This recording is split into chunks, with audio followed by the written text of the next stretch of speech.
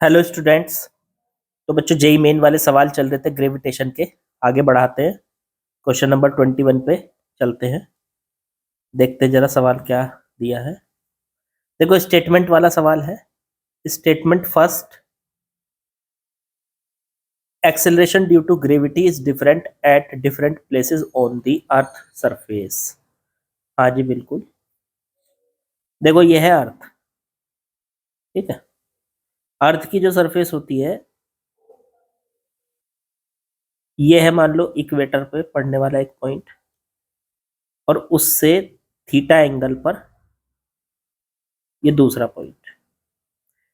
Theta angle पर, equator से theta angle पर जी की जो वैल्यू होती है, जी डैश बराबर g minus r omega square cos square theta formula होता है इसका।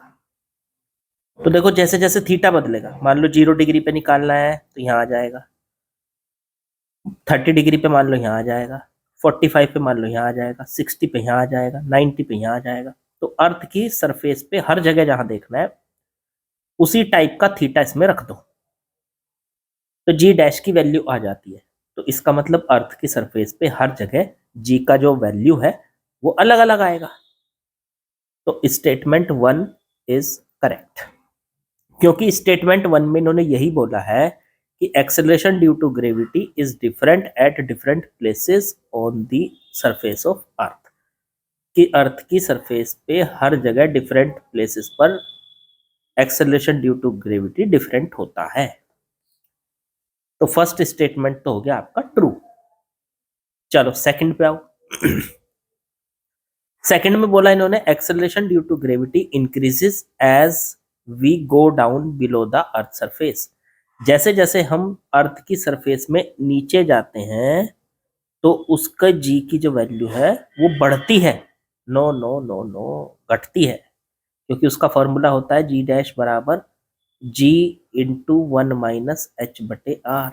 अगर आप h का मतलब जितनी हाइट आप नीचे चले, अब देखो आप खुद सोचो इस फॉर्मूले को देख के कि अगर h को बढ़ाएंगे तो g की वैल्यू कम होती चली जाएगी, क्योंकि h यहाँ पे माइनस हो रहा है 1 में से, ठीक है। तो h जैसे जैसे बढ़ेगा g की वैल्यू कम होती चली जाएगी। जबकि ये बोल रहा है स्टेटमेंट सेकंड की g की वैल्यू बढ़ती है, तो स्टेटमेंट सेकंड गलत हो गया। तो ऐसा ऑप्शन ढूंढ लो जिसमें स्टेटमेंट फर्स्ट तो करेक्ट है और स्टेटमेंट सेकंड फॉल्स है। तो ऐसा हमारे पास है option number D, first is true but statement second is false. ठीक है, चलो जी आगे बढ़ते हैं। चलिए बच्चों अगले सवाल में आते हैं। At a certain depth D below the surface of earth, value of acceleration due to gravity becomes 4 times that of its value at a height 3r above the earth surface। Okay, देखो इन्होंने क्या दिया, मान लो ये है अर्थ की surface, ठीक है। उसमें हम डी डिस्टेंस अगर नीचे जाएं, डी डिस्टेंस, तो वहां पर जो जी की वैल्यू है, मान लेते हैं जी1 है, वो 4 टाइम्स है that of its value of 3r above the earth surface. अगर हम अर्थ की सरफेस से ऊपर जाएं, कितना, 3r डिस्टेंस, तो वहां पे जो जी की वैल्यू है जी2, वो नीचे वाली जी की वैल्यू से, मतलब जी1 जो है वो 4 टाइम दे रखा है जी2 का। मतलब अर्थ की सरफेस में नीचे जाओगे तो वहां पे अर्थ इसकी जी की वैल्यू जो है, acceleration due to gravity becomes 4 times that of value of, नहीं उल्टा लिख दिया हमने, 1 मिनट दोबारा पढ़ लेते हैं, देखो पढ़ लो। इन्होंने कहा the value of acceleration due to gravity becomes 4 times, D distance नीचे, जी1 की जो वैल्यू है वो 4 times that of value of height 3r, 3r height पे जितनी वैल्यू है उससे 4 टाइम्स है, तो जी1 इक्वल्स टू 4g2 हो गया। ठीक है, चलो जी1 की वैल्यू रख लो यहाँ पे। डी डिस्टेंस नीचे जी1 की वैल्यू क्या होती थी, देखो अर्थ की सरफेस पे तो एक्सेलरेशन ड्यू टू ग्रेविटी होता है जी, डी डिस्टेंस नीचे जाएंगे तो होता है जी इंटू 1 - d/r। अच्छा, 3r डिस्टेंस ऊपर जाएंगे तो हो जाएगा g/1 प्लस एच बटे आर का होल स्क्वायर। देखो जी से जी कट गया। अब यहाँ पे डी की वैल्यू निकालनी है। चलो जी रखते हैं, 1 - d/r बराबर 1/1 प्लस एच, एच ऊपर हाइट तो वो तो 3r दे रखी है, 3r बटे में r का होल स्क्वायर, r से r कट गया। 1 - d/r बराबर 1/1 + 3 हो गया 4, 4 का स्क्वायर 60, ये आ गया जी। अब यहाँ से इसे इधर लेके जाओ तो d/r बराबर 1 - 1/16, 16 - 1 15/16, तो d/r बराबर 15/16। डी की वैल्यू हमें निकालनी है, इसको इधर लेके जाओ तो 15 इंटू में r/16, r की वैल्यू रख लो बच्चों, 15 इंटू 6400 बटे में 16, इससे इसको काट दो 400, तो ये आ गया 6000। डी की वैल्यू आ गई, हाँ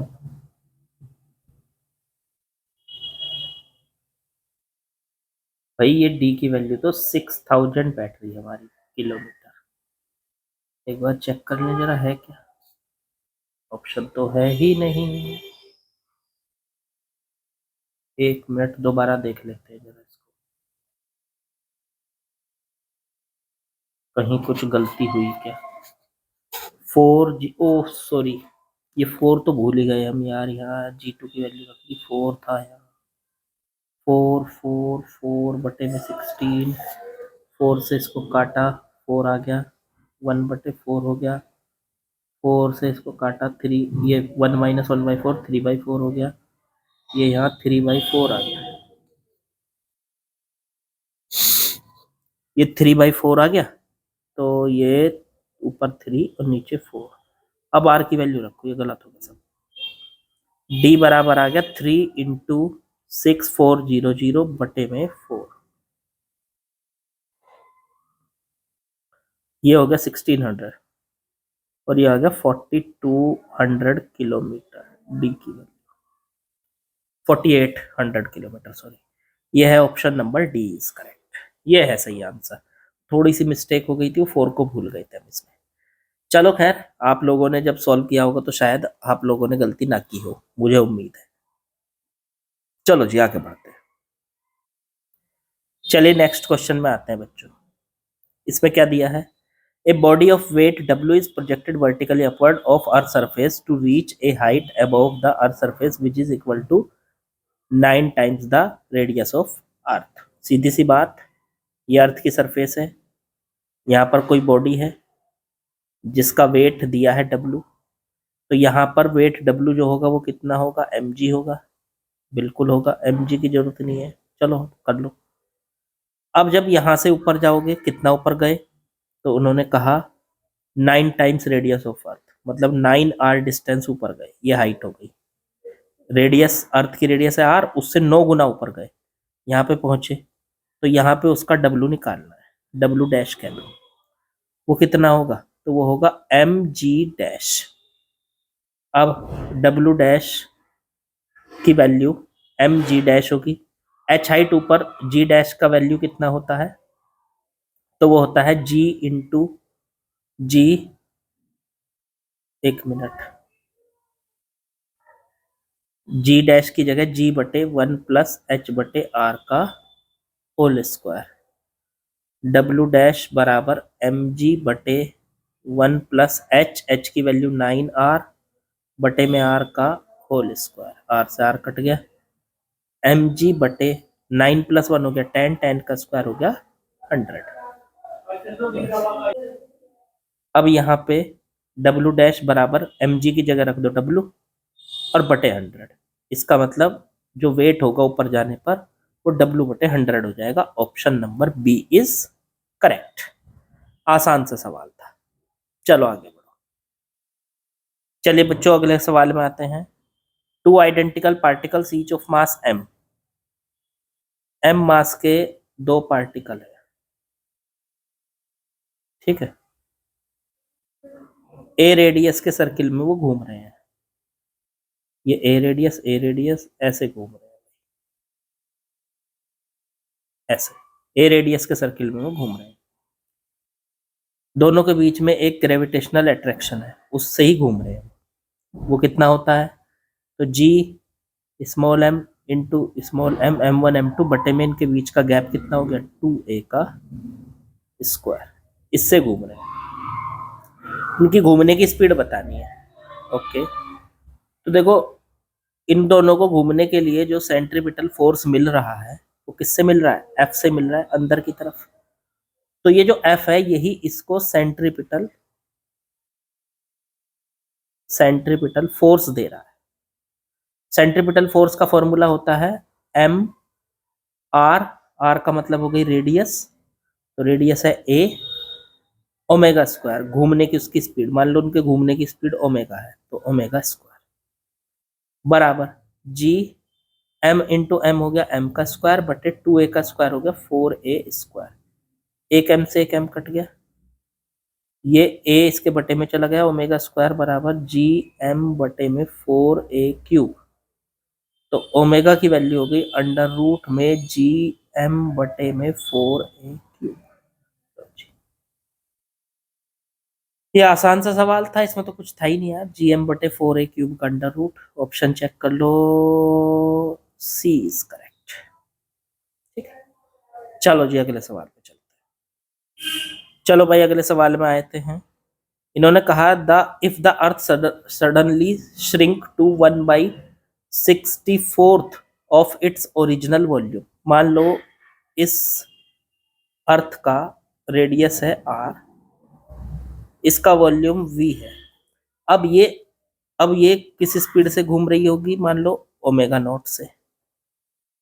अब ये घूमते घूमते सडनली छोटी हो गई, ठीक है, अब इसका जो वॉल्यूम है वो v बटे 64 हो गया, तो भाई फिर तो रेडियस भी बदल गई होगी, r डैश हो गई होगी, इसकी घूमने की स्पीड भी बदल गई होगी, ओमेगा हो गई होगी।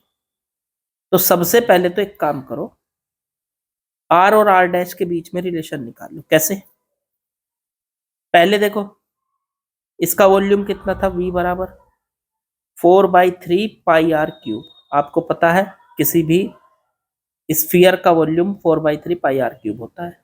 अब जब ये सिकुड़ के छोटी हो गई, अब इसका वॉल्यूम कितना हो गया, v बटे 64, वो हो गया 4/3 पाई r डैश का क्यूब। दोनों को v की वैल्यू उठा के यहां से यहां रख दो, ये हो गई 1/64 इंटू में 4/3 पाई r क्यूब बराबर 4/3 पाई r डैश का क्यूब, 4/3 कट गया, पाई से पाई कट गया, r क्यूब बटे 64 और r डैश का क्यूब, दोनों तरफ का क्यूब रूट कर दो, तो ये r क्यूब का तो r हो गया, 64 का क्यूब रूट हो गया 4 और बराबर r डैश, तो यहां से जो अब नई रेडियस है उसकी वो कितनी है, r बटे 4 है, पहली रेडियस से r बटे 4 है। अब इन्होंने ये कहा उसका जो टाइम पीरियड है, पहले मान लो टाइम पीरियड t1 था, अब उसका टाइम पीरियड जो t2 होगा वो 24r बटे x है, तो पहला टाइम पीरियड तो 24 घंटे होता ही है, हमें पता है 24r होता है, अब का टाइम पीरियड कितना होगा तो वो निकालना है। तो एक काम करो, पहले वाले को t कह दो और बाद वाले को t डैश कह दो, तो t डैश निकालना है। अब एक बात सोचो, जब कोई चीज घूमते हुए सिकुड़ जाए तो उसका एंगुलर मोमेंटम कंजर्व रहता है, तो एंगुलर मोमेंटम पहले I1 ओमेगा 1 और बाद वाला I2 ओमेगा 2, ठीक है, क्या हम